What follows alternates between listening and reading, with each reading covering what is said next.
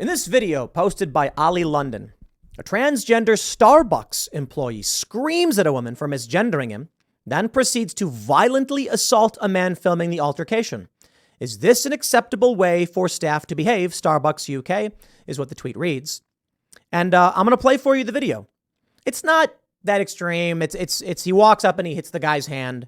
But I do want to address the issue of mental health and civil rights law and how we deal with this moving forward. And I think morality needs a hard red line, a conversation that needs to be had that is quite difficult.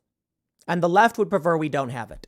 And the right is probably too cowardly to actually have it. But I'll have it. Let me play the video for you from the beginning. You're rude. Absolutely not. Don't ever call me transphobic. Ever.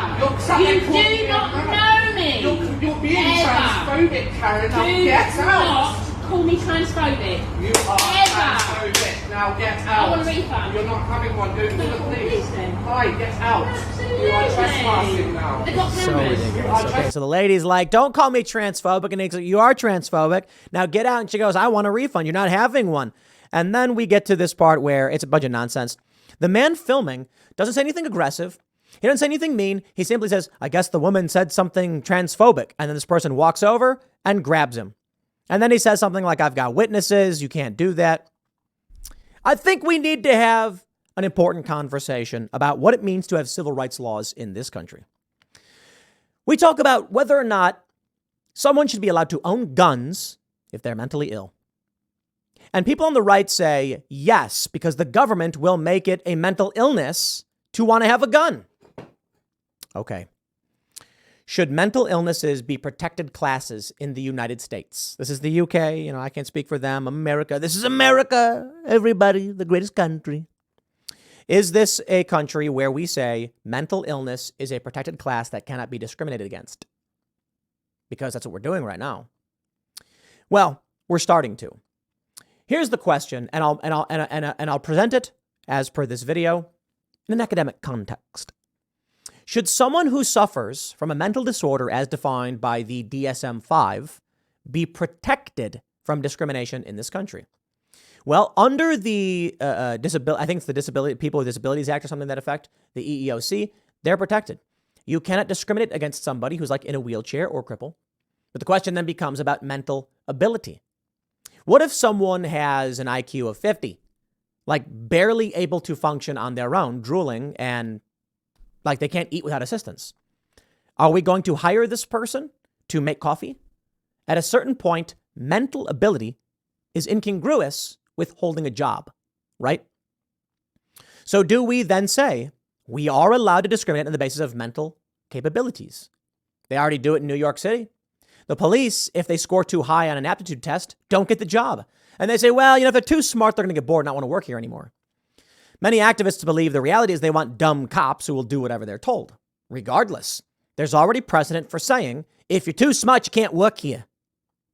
Now, what about this? If someone's missing an arm from some accident or birth defect, I understand saying if they can do the job, you can't discriminate.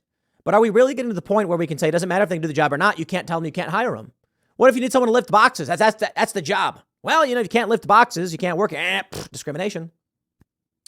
The reason I bring this up is in this video, we see someone who is mentally unwell. For whatever reason.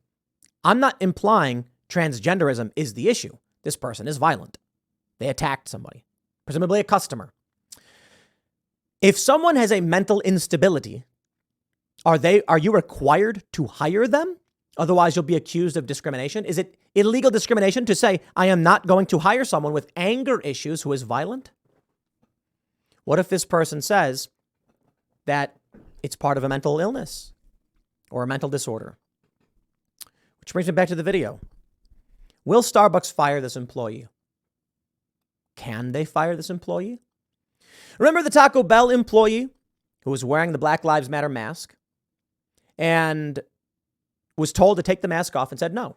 They said, if you don't take it off, you're fired. He says, fine, I'm fired, I guess, and left. Made a video online and said they fired me for wearing a Black Lives Matter mask. Taco Bell caved so fast. They folded faster than a cheap suit.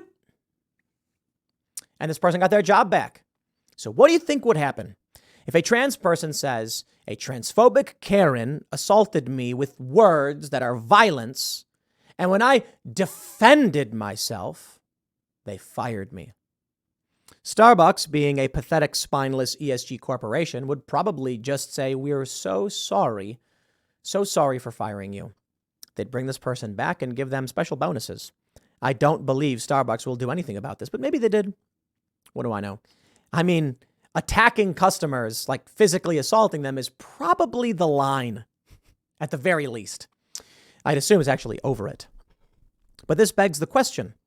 Well, you know what? I shouldn't say that. I hate saying that phrase, begs the question, because no one knows what it actually means. It means circular logic. It has nothing to do with this. Now it means this asks the question. This brings up the question of to what degree are mental disabilities protected under the Civil Rights Act? And perhaps it's been litigated, but perhaps we should ask that question now.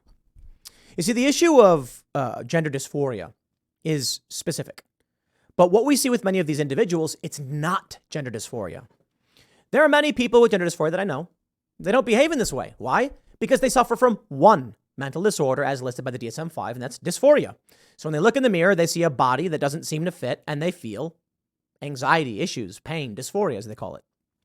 But there are other people who are suffering from other kind of social disorders where they're trying to fit in.